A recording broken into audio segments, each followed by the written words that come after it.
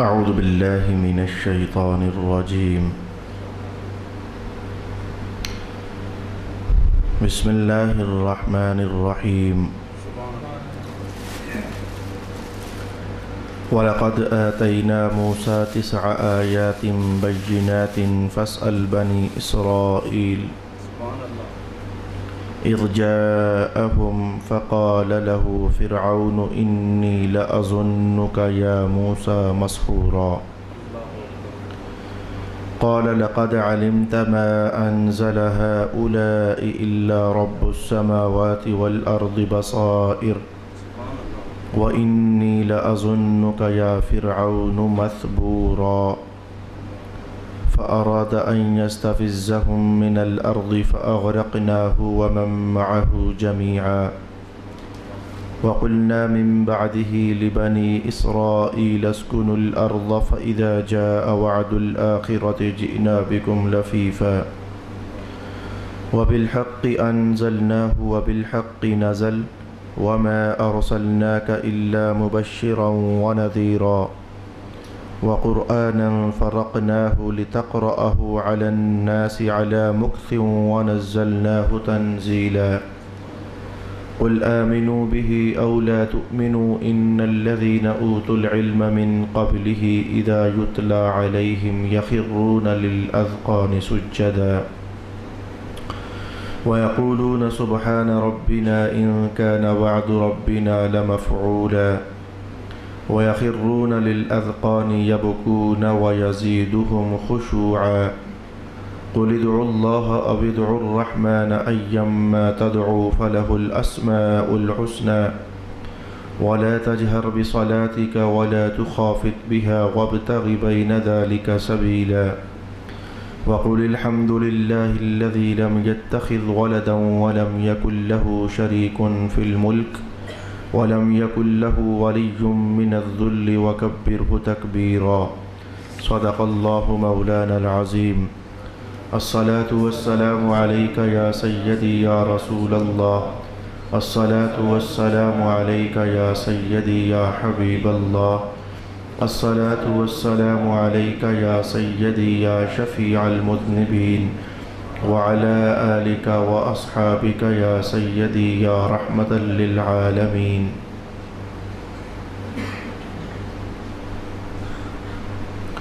اور بے شک ہم نے موسیٰ کو 9 واضح احکام دیے، سو آپ بنی اسرائیل سے پوچھ لیجئے۔ جب موسیٰ ان کے پاس آئے تو فرعون نے موسیٰ سے کہا اے موسیٰ میں تم کو ضرور جادو والا گمان کرتا ہوں۔ موسیٰ نے کہا تم خوب جانتے ہو کہ ان معجزات کو اس نے نازل کیا ہے جو تمام آسمانوں اور زمینوں کا رب ہے، یہ معجزے بصیرت افروز ہیں اور اے فرعون میں تم کو ضرور ہلاک ہونے والا شمار کرتا ہوں۔ پس فرعون نے بنو اسرائیل کو اس سرزمین سے نکالنے کا ارادہ کیا، سو ہم نے فرعون اور اس کے ساتھیوں کو ایک ساتھ غرق کر دیا، اور اس کے بعد ہم نے بنی اسرائیل سے کہا تم اس سرزمین میں رہو، پھر جب آخرت کا وعدہ پورا ہوگا تو ہم تم سب کو سمیٹ لائیں گے، اور ہم نے قرآن کو صرف حق کے ساتھ نازل کیا ہے اور وہ حق کے ساتھ نازل ہوا ہے، اور ہم نے آپ کو صرف بشارت دینے والا اور عذاب سے ڈرانے والا بنا کر بھیجا ہے، اور قرآن کو ہم نے تھوڑا تھوڑا کر کے نازل کیا تاکہ آپ اسے لوگوں پر ٹھہر ٹھہر کر پڑھیں، اور ہم نے اس کو بتدریج نازل کیا ہے۔ آپ کہیے کہ تم اس پر ایمان لاؤ یا نہ لاؤ، بے شک جن لوگوں کو اس سے پہلے علم دیا گیا ہے ان پر جب اس کی تلاوت کی جاتی ہے تو وہ ٹھوڑیوں کے بل گر پڑتے ہیں اور وہ کہتے ہیں ہمارا رب پاک ہے، بے شک ہمارے رب کا وعدہ ضرور پورا کیا ہوا ہے، اور وہ ٹھوڑیوں کے بل گرتے ہوئے روتے ہیں، اور قرآن ان کے خشوع اور خضوع کو اور بڑھا دیتا ہے۔ آپ کہیے تم اللہ کہہ کر پکارو یا رحمان کہہ کر پکارو، تم جس نام سے بھی پکارو سب اسی کے اچھے نام ہیں، اور آپ نماز میں نہ بہت بلند آواز سے قرآن پڑھیں اور نہ بہت پست آواز سے، اور ان دونوں کے درمیان طریقہ اختیار کریں، اور آپ کہیے تمام تعریفیں اللہ ہی کے لیے ہیں جس نے نہ اپنی اولاد بنائی اور نہ سلطنت میں اس کا کوئی شریک ہے، اور نہ کسی کمزوری کی وجہ سے اس کا کوئی مددگار ہے، اور آپ اس کی کبریائی بیان کرتے رہیے۔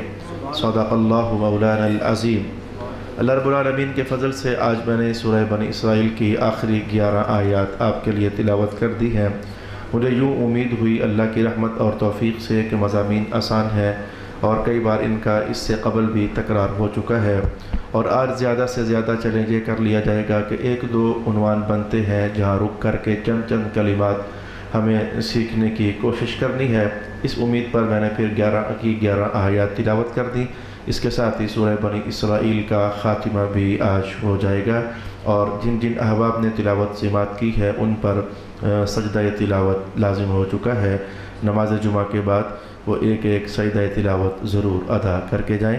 پہلی آیت رب کائنات نے ارشاد کیا، ہم نے حضرت موسیٰ علیہ السلام کو 9 نشانیاں عطا فرمائی تھیں۔ 9ویں سپارے کے اندر ڈیٹیل کے ساتھ مجھے یاد ہے سن 2006 میں آپ کو سنا چکا ہوں کہ وہ 9 نشانیاں کیا تھیں، اور ان کی تفصیل کو آج میں بطور حاصل کلام آپ کی خدمت میں حضرت ابن عباس رضی اللہ تعالی عنہما کی روایت کے حوالے سے بیان کرنا چاہوں گا، اور ساتھ ایک مزید فائدے کے لیے ایک حدیث کا اضافہ بھی کرنا چاہوں گا۔ حضرت ابن عباس رضی اللہ عنہما فرماتے ہیں کہ حضرت موسیٰ علیہ السلام کو 9 قسم کے معجزات عطا فرمائے گئے تھے۔ معجزات میں نے کہہ دیا، لیکن آپ اسے یوں سمجھیں کہ 9 قسم کی نشانیاں عطا فرمائی گئی تھیں۔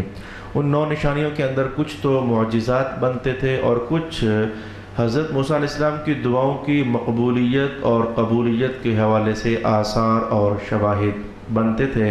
آئیں ذرا سن لیتے ہیں کہ وہ 9 نشانیاں کون سی ہیں۔ ابن عباس فرماتے ہیں کہ موسیٰ علیہ السلام کو عصا دیا گیا۔ تفصیل بہت ساری آپ سماعت کر چکے، زمین پر ڈالتے تو اژدہا بن جاتا، فرعون کے سارے سانپوں کو کھا جاتا، اور دوبارہ جب ہاتھ ڈال کر اسے پکڑ لیا جاتا تو پھر سے وہ عصا بن چکا ہوتا تھا۔ یہ ایک معجزہ ہے۔ نمبر 2 پر آپ ارشاد فرماتے کہ ید بیضا، حضرت موسیٰ علیہ السلام اپنا مبارک ہاتھ اپنی بغل میں دباتے تو پھر نکالتے تو اللہ کے نور سے چمک رہا ہوتا، دوبارہ پھر اپنا ہاتھ بغل میں ڈالتے تو پھر نکالتے تو اپنی جینون پوزیشن پر واپس آ چکا ہوتا تھا۔ اس کا تعلق بھی معجزہ کے ساتھ ہے۔ تیسری بات یہ ہے کہ قبطیوں پر یعنی فرعونیوں پر اللہ کی طرف سے قحط نازل ہو گیا تھا، تو پھر انہوں نے ریکویسٹ کی تھی حضرت موسیٰ علیہ السلام سے کہ آپ اپنے اللہ سے دعا کریں، اپنے اللہ سے، ان کا تو کوئی اور تھا، آپ اپنے رب سے دعا کریں کہ ہماری یہ مشکل آسان کر دے۔ حضرت موسیٰ علیہ السلام نے دعا فرمائی تو اللہ تعالیٰ نے قحط سالی دور فرما دی، اور پھر انہیں نیا تازہ رزق عطا فرما دیا۔ اس کا تعلق حضرت موسیٰ علیہ السلام کی دعا کی اجابت کے ساتھ ہے۔ لیکن بہرکیف نشانی تو ہے، کہاں لاکھوں کے حساب سے لوگ بھوکے مر رہے ہوں اور ایک پیغمبر کے دربار میں آئیں، وہ اللہ کے سامنے ہاتھ اٹھا دیں، اے میرے مولا یہ تیرے بندے ہیں، وہ بھلے نافرمان ہیں، بھوکے مر رہے ہیں، اب انہوں نے درمیان میں مجھے ڈال ہی دیا ہے تو کرم فرما دے، ان کو نہ دیکھنا، ہاتھ تو میں اٹھا رہا ہوں۔ تو اللہ رب العالمین موسیٰ علیہ السلام کے اٹھے ہوئے ہاتھوں کی وجہ سے اپنے مجرموں اور اپنے نافرمانوں کو رزق عطا فرما دے۔ نشانی تو بہت بڑی یہ نشانی تو بن جاتی ہے۔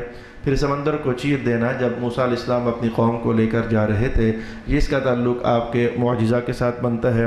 5ویں نشانی قبطیوں پر طوفان کا آ جانا، یعنی ان پر جب عذاب آیا تو پانی ان کے گھروں میں داخل ہو گیا، بلکہ ان کے لبوں تک پانی ان کے گھروں میں داخل ہو چکا تھا۔ پھر روتے پیٹتے آخرکار موسیٰ علیہ السلام کے پاس آئے، مہربانی فرمائیں جی ہماری جان چھڑوا دیں، اللہ سے کہیں نا۔ موسیٰ علیہ السلام کا پھر دعا کر دینا، اے میرے اللہ یہ کہہ جو رہے ہیں معاف کر دے، تو معاف کر دے، معاف کرنا تیری شان ہے۔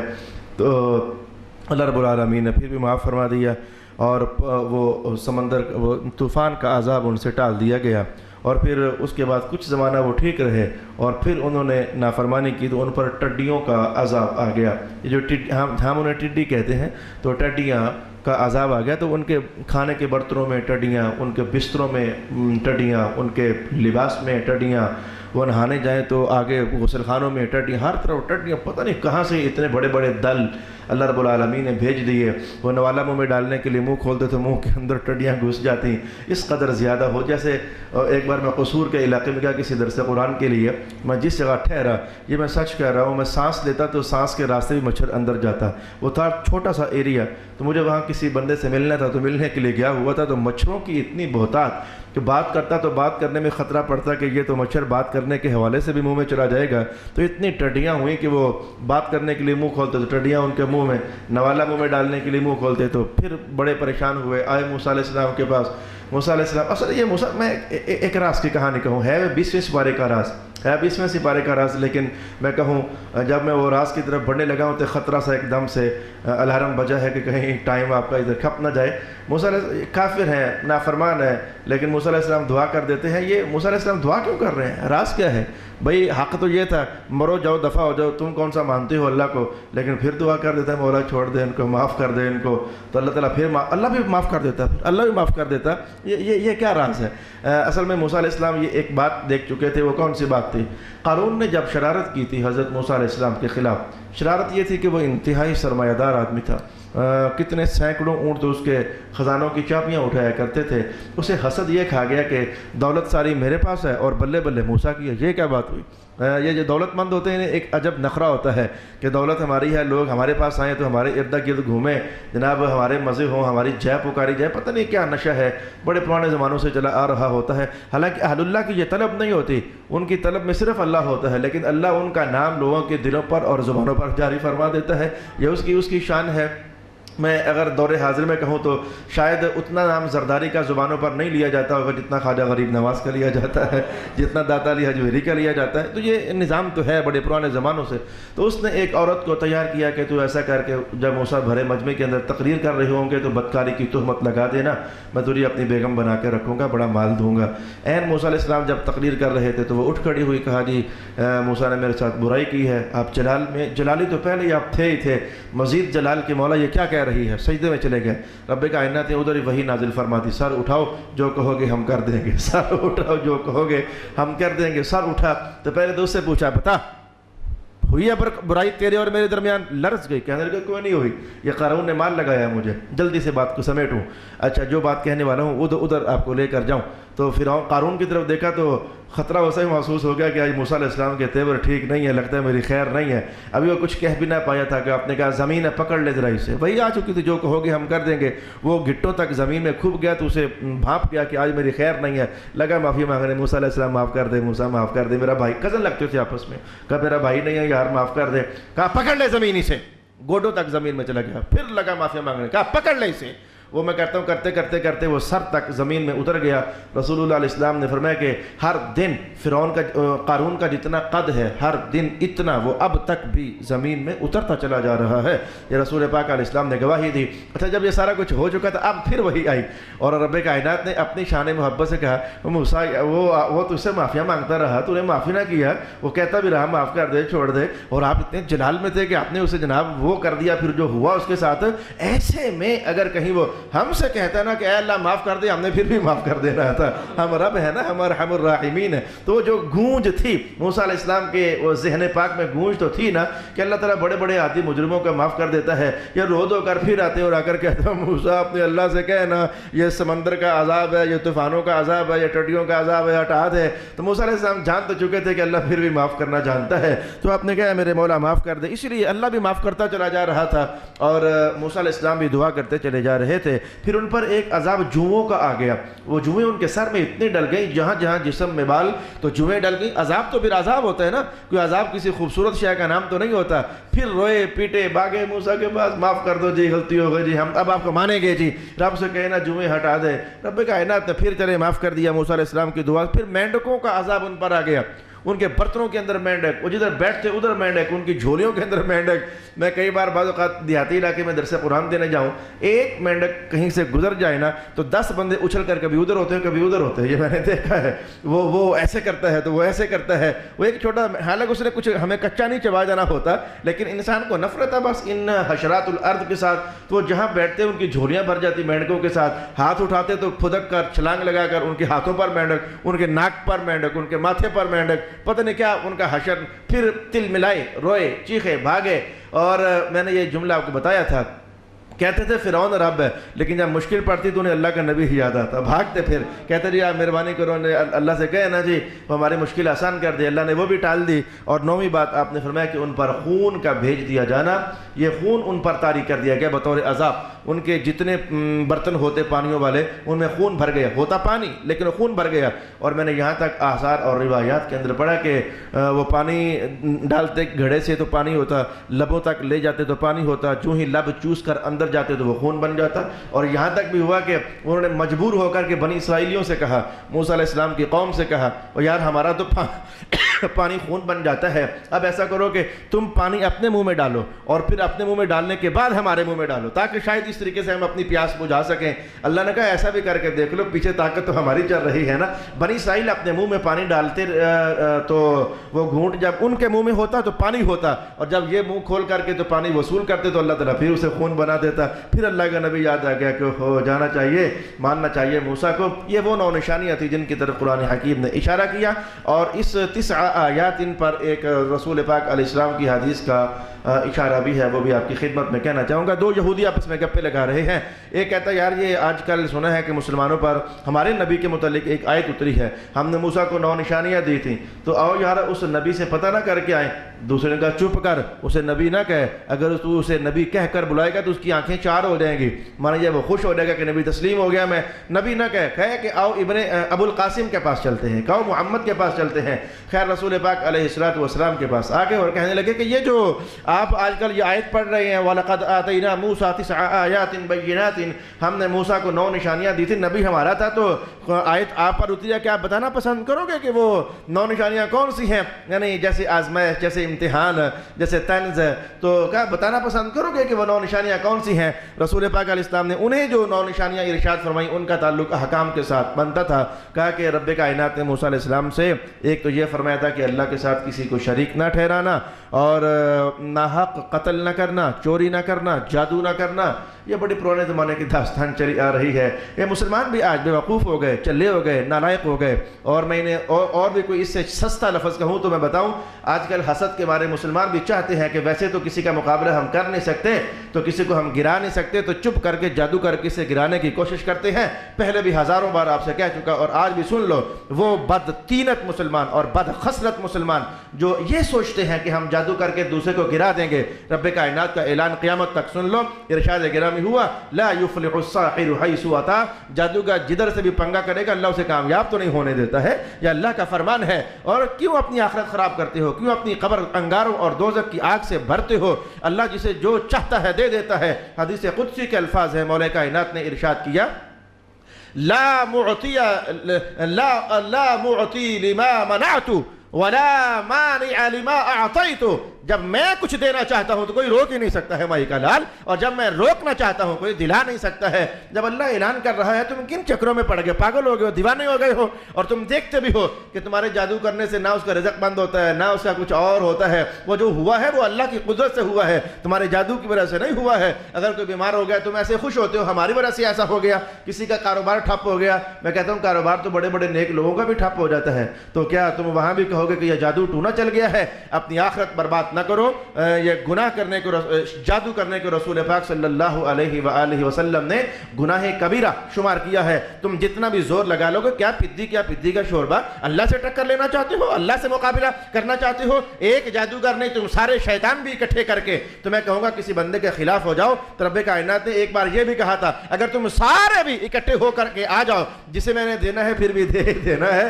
کوئی ہمارا مقابلہ تھوڑا کر سکتا ہے، کوئی ہمیں گرا تھوڑا سکتا ہے، کوئی ہمیں ہرا تھوڑا سکتا ہے۔ چلتے چلتے 23 جملوں کے اندر میں نے آپ کو کرخت الفاظ کے اندر کہنا چاہا، اپنی نمازیں برباد نہ کرو، اپنی آخرت برباد نہ کرو۔ میں جانتا ہوں کہ میرے سامنے اس وقت یہ 1000 یا 2000 بندہ نہیں بیٹھا ہوا، اللہ جب تک چاہے گا کیبل کے ذریعے لوگوں کے گھروں میں پیغام پہنچتا رہتا ہے، تو ہر گھر میں جہاں کوئی ایسا بدماش بیٹھا ہوا ہے، جادو کرنے والا بھی اور کروانے والا بھی، اپنی آخرت کو آگ سے نہ بھرو، اللہ رب العالمین کے عذاب میں اپنے آپ کو گرفتار کرنے کی آوازیں اور دعوتیں مت لگاؤ۔ تو ہم نے ایک یہ کہا تھا کہ جادو نہ کرنا، اور کسی بے قصور کو بادشاہ کے پاس نہ لے جانا تاکہ وہ اسے قتل کر دے، جھوٹے مقدمات کر دینا۔ بدماش ہو گئے مسلمان آج کے۔ ایک تو تم نے کسی کے ساتھ شرارت کی، جب اس نے مقدمہ تمہارے خلاف تھانے میں درج کروا دیا، تم جھوٹا مقدمہ بنا کر لے گئے اس کے خلاف، تم نے کراس پرچہ کٹوا دیا اس کے خلاف، یہ تمہاری بدماشی ہے اللہ کے دربار میں۔ اور میں کہوں گا تمہیں اس کا عذاب اور اس کا وبال بھگتنا پڑے گا۔ ایک تم نے ظلم کیا، اور ظلم کرنے کے بعد جب اس نے اپنا حق وصول کرنے کے لیے عدالت کا دروازہ کھٹکھٹایا تو تم جھوٹے مقدمات لے کر کے پھر ان کے ہاں چلے جاتے ہو اور کراس پرچہ کٹوا دیتے ہو تاکہ میں بھی بھگتوں اور تو بھی بھگت۔ اور میری جان، فرعون بھی نہ بچا، قارون بھی نہ بچا، نمرود بھی نہ بچا، ہارون بھی نہ بچا، ابو لہب بھی نہ بچا، اور ابو جہل بھی نہ بچا۔ یہ زمانے کے بدماش جب نہیں بچ سکے ہیں تو آنکھ تمہاری بھی بند ہو جانی ہے، بچنا تم نے بھی نہیں ہے۔ میں پھر کہوں گا کہ مسلمانوں کو تنگ کر کے اپنی آخرت خراب نہ کرو، اپنے خدا کے غضب کو آواز مت مارو۔ یہ دنیا واقعی 4 دن کی ہے، کہنے کی بات نہیں ہے، یہ واقعی 4 دن کی ہے، بلکہ 4 بھی شاید میں نے زیادہ کہہ دیے، محاورتاً میں نے کہہ دیے۔ آئے دن کہیں نہ کہیں سے خبر، وہ جوان اڑ گیا تو وہ بابا اڑ گیا تو وہ فلانا گیا، تو یہ جوان بچے بوڑھے عورتیں مرد سب اپنی آخرت کے مسافر بن کر آگے بڑھتے چلے جا رہے ہیں۔ میری آواز کی سختی کو محسوس نہ کرنا، لیکن جو میں نے کہا ہے یہ تمہیں دوزخ سے بچانے کے لیے کہا ہے، میں نے تمہیں قبر کی عذاب سے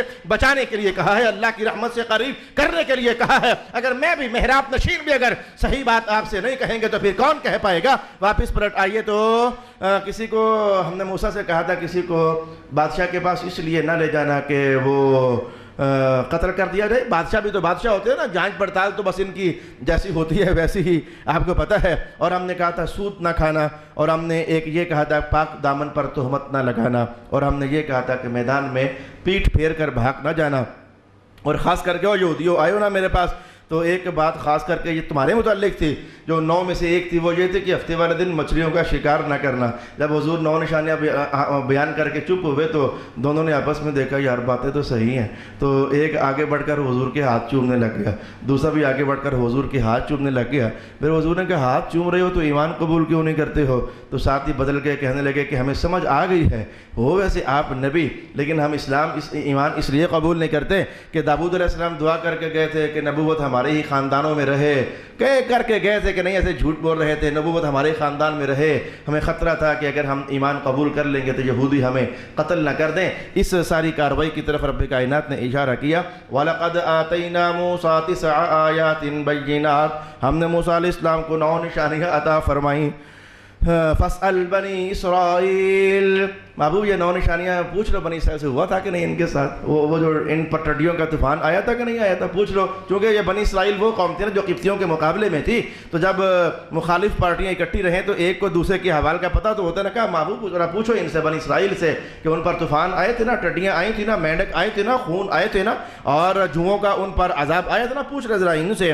فَقَالَ لَهُ فِرْعَوْنُ، فرعون کہنے لگا لگتا ہے موسیٰ جادوگر ہے، یہ پرانی آواز لگا تھی موسیٰ جادوگر ہے۔ جب علم کتاب نہ لا سکے، موسیٰ علیہ السلام کی حقانیت اور باتوں کی صداقت کتاب نہ لا سکا تو آواز کس دیا کہ یہ جادوگر ہے۔ جیسے کہ رات کو بھی رب کائنات نے خطاب کیا نا اپنے محبوب کو، جو کلمات ہم نے پڑھے، فَاصْبِرْ عَلَىٰ مَا يَقُولُونَ، محبوب کبھی آپ کو جادوگر کہتے ہیں، کبھی آپ کو شاعر کہتے ہیں، کبھی آپ کو کاہن کہتے ہیں، کبھی آپ کو یہ پتہ نہیں کیا سے کیا کہتے ہیں، آپ صبر کریں، بس آپ نماز پڑھیں، صبر کریں، ان کا معاملہ ہم خود ہی نپٹا لیں گے۔ قال لقد علمت، موسیٰ علیہ السلام نے کہا فرعون تجھے پتہ ہے کہ جو میں دکھا رہا ہوں نا یہ بندہ دکھا نہیں سکتا، یہ بندے کے بس کا روگ ہی نہیں ہے، تجھے پتہ ہے کہ رب السماوات نے یہ نازل کیا ہے، یہ جو معجزہ میں دکھا رہا ہوں، جو بندے تھے جادوگر ان کی لاٹھیاں بھی سانپ بن کر آئی تھیں، اور جو اللہ نے مجھے طاقت دی تھی، تو پھر جو میرا عصا جب وہ سانپ بنا تھا تو پتہ اس نے سب کو کھا لیا تھا، تو بندوں کے بنائے ہوئے سانپ اوروں کو کھایا نہیں کرتے، اللہ جب سانپ بناتا ہے تو وہ اوروں کو کھا بھی جایا کرتے ہیں، تو یہ تجھے پتہ ہے کہ یہ اللہ کی طرف سے نازل کیا ہوا کلام ہے۔ فَأَرَادَ أَن يَسْتَفِزَّهُم مِّنَ الْأَرْضِ، فرعون نے ارادہ کیا کہ بنو اسرائیل کو یہاں سے نکال ہی دے، جان چھوٹ جائے۔ فَأَغْرَقْنَاهُ، ہم نے انہیں ڈبو کے رکھ دیا، مرو تم اللہ کے پیغمبر کے ماننے والوں کو بگانا چاہتے ہو، مرو تم۔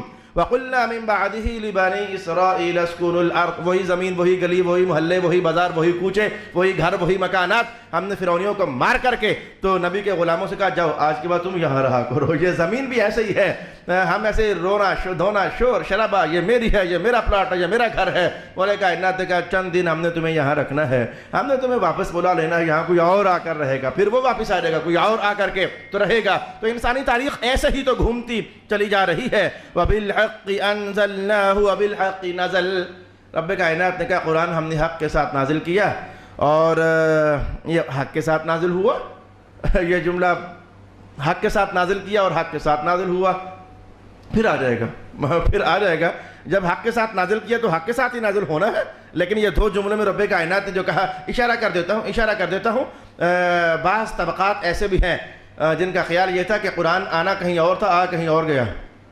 قرآن نے کہنا کچھ اور تھا اور کیا کچھ اور دیا. مولا کائنات نے کہا نہیں، ایسا کچھ نہیں ہوا، ہم نے جو بھیجا تھا وہی اترا ہے. وَبِالْحَقِّ أَنزَلْنَاهُ، ہم نے جو بھیجا وَبِالْحَقِّ نَزَلَ، وہی اترا، کچھ اور نہیں اترا. جدھر بھیجا ادھر ہی اترا، جو بھیجا وہی اترا. وَمَا أَرْسَلْنَاكَ إِلَّا مُبَشِّرًا وَنَذِيرًا، ہم نے آپ کو مبشر اور نذیر بنا کر بھیجا. اور پھر وہ شور ڈالتے تھے قرآن ایک دم سے کیوں نہ اترا. لولا انزل هذا القرآن جملة واحدة، قرآن ایک دم سے اترنا چاہیے تھا. مولا کائنات نے جواب دیا وَإِنَّ لَكُمْ، قرآن اگر ایک دم سے اترتا تمہیں مشکل بن جاتی. یہ تو اللہ نے کرم کیا، 2 آیتیں آج بھیجیں، 2 کل بھیجیں، 4 پرسوں بھیجیں. ایک تو تمہیں یاد کرنا آسان ہو جائے اور ایک تمہیں عمل کرنا آسان ہو جائے. ایک دم سے پوری بک پر عمل کرنا مشکل ہوتا ہے، آہستہ آہستہ آہستہ آہستہ عمل کرنا، عادت ڈالنا یہ آسان ہو جاتا ہے. یہ تو اللہ کی مہربانی تھی، اس نے حالات کے مطابق. یہ دیکھو نا نماز پڑھنے کی بات ہے، یہ کب کہا گیا کہ جب بچہ بالغ ہو تو نماز پڑھے؟ یہ نہیں کہا 7 میں شروع کراؤ، عادت ڈالو، آہستہ آہستہ کہو بولو، عادت بن جائے. ذرا ایک دم سے مشکل ہو جاتا ہے. 10 کا ہو تو تھوڑا تھوڑا مار بھی لیا. جب یہ 4 5 6 سال مسلسل کہتے رہو گے، مارتے رہو گے، اللہ کرے گا جب بالغ ہوگا تو نماز پڑھنا اس کے لیے آسان ہو جائے گا. تو کسی بھی کام کو آہستہ آہستہ کرنا باہر کیف آسان ہوتا ہے اور ایک دم سے مشکلات بڑھ جاتی ہیں. قل آمنوا به او لا تؤمنوا، کہا مانتے ہو تو مانو، نہیں مانتے تو نہ مانو. لیکن یہ آیات جب اہل علم پر نازل کی جاتی تھی، مانا گیا ہے کہ یہودی اور عیسائی جو مسلمان ہوئے ان میں سے جب وہ یہ آیتیں سنتے تھے تو انہیں سمجھ آ جاتی تھی یہ بندے کا کلام نہیں، یہ اللہ کا کلام ہے. تو وہ تمہارے ڈر کے، مارے خوف کے، مارے خشوع کے، مارے خضوع کے وہ اپنی ٹھوڑیاں زمین پر رکھ دیتے، مراد ہے سجدہ کر لیتے. اسی لیے ان آیات پر ہم مسلمانوں کو بھی سجدہ کرنے کا حکم ارشاد کیا گیا. قل ادعوا اللہ او ادعوا الرحمن، رسول اللہ علیہ السلام حرم کعبہ میں بیٹھ کر دعا کر رہے تھے، یا اللہ یا رحمان، یا اللہ یا رحمان، یا رحمان یا رحیم. اپنے انداز میں وجد آفرینی تھی. کیا مزہ، کیا ذائقہ، کیا لذت اپنے رب کو مختلف ناموں سے پکارنے میں حضور محسوس کر رہے تھے. تو گزرتے گزرتے مشرکین کا خیال پڑ گیا، کہا یہ کیا، سویرے انہوں نے شرارت کر دی، یہ کیا، محمد میں کہتا رب ایک ہے اور رات کو 2 کو 3 کو پکار رہا تھا. اللہ بھی کوئی رب تھا اس کا، رحمان بھی کوئی رب تھا اس کا، رحیم بھی کوئی رب تھا. ہمیں کہتا رب ایک ہے اور دیکھو رات کو کتنے خداؤں کو پکار رہا تھا. ہمیں کہتا ایک سے دوسرا نہیں ہو سکتا، اس کے اپنے کتنے بنے. جب یہ شور ڈالا تو قرآن نازل ہو گیا. مولا کائنات نے کہا قل ادعوا اللہ او ادعوا الرحمن، اسے اللہ کہو یا رحمان کہو یا رحیم کہو. وَإِنَّ لَكُمْ، بندہ ذات ایک ہی ہے، ذات ایک ہے، نام اس کے مختلف ہوئے پڑے ہیں نا، یہ نام اس کے الگ الگ ہے اور اس کے سارے ہی نام پاکیزہ ہیں. ایما تدعو، جس نام سے چاہو اللہ کو پکار سکتے ہو. ولا تجہر بصلاتک ولا تخافت بها، حضور نماز میں قرآن ذرا بلند آواز سے تلاوت کرتے تو مشرکین شور ڈالتے اور ستاتے، ایذا دیتے. حضور نے آواز آہستہ کر دی.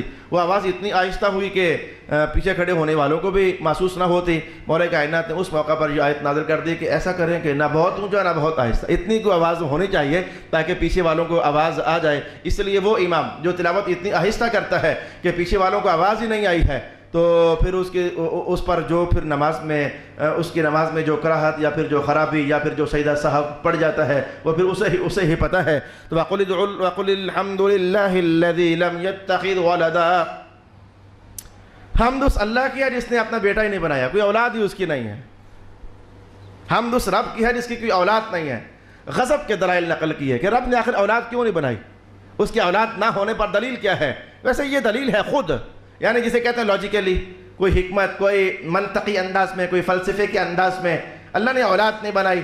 اس کے اولاد نہ ہونے پر کیا دلیل ہے. میں وہ 4 5 6 7 8 بہت سارے دلائل میں سے ایک غضب کی آواز آپ کو سنا کر پھر میں اپنی آخری بات کہوں اور سبق کو سمیٹ لیا جائے. ائمہ تفسیر نے کہا کہ دیکھو ہم انسانوں کی دنیا میں ذرا دیکھتے ہیں، اگر میری اولاد ہوگی نا تو میرے پاس جو دولت ہے، خزانے ہیں، مال ہے، زیب و زینت ہے، آرائش ہے، گاڑی بنگلہ ہے، تو اگر میری اولاد اپنی ہو نا تو میں اس میں سے کسی کو بھی اوروں کو کچھ بھی نہیں دوں گا. مجھے پتہ میرے اپنے بچے ہیں نا جی، اپنے بچوں کو دیں گے نا جی، اپنی بیٹی کو دیں گے، اپنے بیٹے کو دیں گے، مرنے کے بعد وہ وارث بنے گا جائیداد کا. تو اور اگر میں یہ دیکھوں میرا تو کوئی بھی نہیں ہے، میں تو کلّا ہوں، اور میں مر جاؤں گا کل، یہ سارا پتہ نہیں لوگ کھا پی جائیں گے، اور چل یار تھوڑا کو اس کو دے دو، تھوڑا کو اس کو دے دو، تھوڑا کو اس کو دے دو. انسان ہے، انسانی فطرت کچھ ایسے ہی ہے. تو میں کہتا ہوں انسانی فطرت سے بہت سارے معاملات توحید کے اور رسالت کے سمجھے جا سکتے ہیں؟ ائمہ تفسیر نے کہا دیکھو بلا رب کیا کرتا ہے، اس کے پاس جتنے خزانے ہیں کیا وہ سنبھال کر رکھتا ہے، بچا کر رکھتا ہے؟ تمہیں نہیں دیتا ہے، تمہیں نہیں نوازتا ہے؟ یا کہ وہ کہتا ہے کہ بندے مجھے مانتے ہو تب بھی میں جھولیاں بھروں گا، نہیں مانتے تب بھی بھروں گا؟ وہ دیتا ہی چلا جا رہا ہے۔ تھوڑی دیر پہلے میں سبزی منڈی گیا تو سبزی لینے کے لیے مہمان آئے ہوئے تھے، تو ایک صاحب مجھے وہاں مل گئے، تو مجھے پھر لوگ میرے حساب سے ملتے ہیں، ہر بندہ جس کیٹیگری کا ہوتا ہے ویسے ہی بات کرتا ہے نا، تو پتہ نہیں کیا بات ہوئی، تو کہنے لگے میں نے علامہ صاحب یہ بات صحیح ہے کہ کسی نے سعدی سے پوچھا تھا کہ کیا حال ہے، تو کہا حال کیا ہونا ہے یار، آج 60 سال ہو گئے ہیں اللہ کی نعمتیں کھاتے کھاتے، دانت ٹوٹ گئے ہیں لیکن زبان ابھی بھی شکر ادا کرنے والی نہیں ہو سکی ہے۔ اللہ کی نعمتیں کھاتے کھاتے، اللہ کی نعمتیں لیتے لیتے کسی کو 100 سال گزر گئے، کسی کو 80 سال گزر گئے، کسی کو 90 سال گزر گئے، تو اللہ تو جھولیاں بھر رہا ہے، نواز رہا ہے۔ ائمہ تفسیر نے کہا کوئی بیٹا ہوتا، اگر اس کی کوئی بیٹی ہوتی، اگر اس کی کوئی بیوی ہوتی، تو پھر وہ تمہیں نہ دیتا، وہ ان کے لیے بچا کر رکھتا کہ میں اپنوں کو دوں گا نا، بیگانوں کو کیوں دے دوں؟ تو چونکہ وہ سب کی جھولیاں بھرتا چلا جا رہا ہے، تو اس سے بڑھ کر انسانی ذہن کے قریب کرنے والی دلیل کیا ہو سکتی ہے کہ بیٹے بیٹیاں ہوں تو مال ان کے لیے بچایا جاتا ہے، اور اگر نہ ہو تو پھر اوروں کو دیا جاتا ہے۔ اللہ اپنوں کو بھی دے رہا ہے، بیگانوں کو بھی دے رہا ہے۔ تو یہ بتاتی ہے یہ بات کہ اللہ کی کوئی اولاد ہے نہیں ہے، ویسے اللہ کا کوئی بیٹا ہے نہیں ہے، اللہ کی کوئی بیٹی ہے نہیں ہے۔ وَلَمْ تَكُنْ لَهُ صَاحِبَةٌ، اور اللہ کی کوئی صاحبہ یعنی کہ بیگم اور بیوی ہے نہیں ہے۔ سورۃ تو اختتام پذیر ہو گئے، لیکن رسول اللہ کی حدیث بڑی میٹھی ہے، میں جاتے جاتے آپ کو سنانے لگا ہوں۔ یہ سورہ بنی اسرائیل ختم ہوئی آج، اور اس کی جو آخری 2 آیات ہیں یعنی یہاں سے شروع ہو رہی ہیں، قُلِ ادْعُوا اللَّهَ أَوِ ادْعُوا الرَّحْمَنَ، یہاں سے شروع ہو رہی ہیں 2 آیتیں۔ رسول پاک علیہ السلام فرماتے ہیں کہ جو بندہ روزانہ یہ 2 آیتیں پڑھ لے، اللہ کرتا ہے اس کا گھر کے اندر جو مال ہے، اثاثہ جات ہے، مال و دولت ہے، اللہ اسے چوری نہیں ہونے دیتا ہے۔ یہ 2 آیات کو روزانہ پڑھنے کا وظیفہ جو ہے اس کی مال اور دولت کو چوری ہونے سے محفوظ کر دیتا ہے۔ اس پر دلچسپ لطیفہ آپ کو بتاتا ہوں، جب بھی میں ان آیات پر پہنچتا ہوں تو دورہ تفسیر پڑھتے ہوئے اپنے استاد گرامی کی بات مجھے یاد آ جاتی ہے۔ حدیث پڑھاتے ہوئے استاد گرامی حضرت علامہ سید ریاض حسین شاہ صاحب فرمانے لگے آپ کو لطیفہ بتاؤں؟ میں ہم نے کہا بتائیں جی کیا لطیفہ؟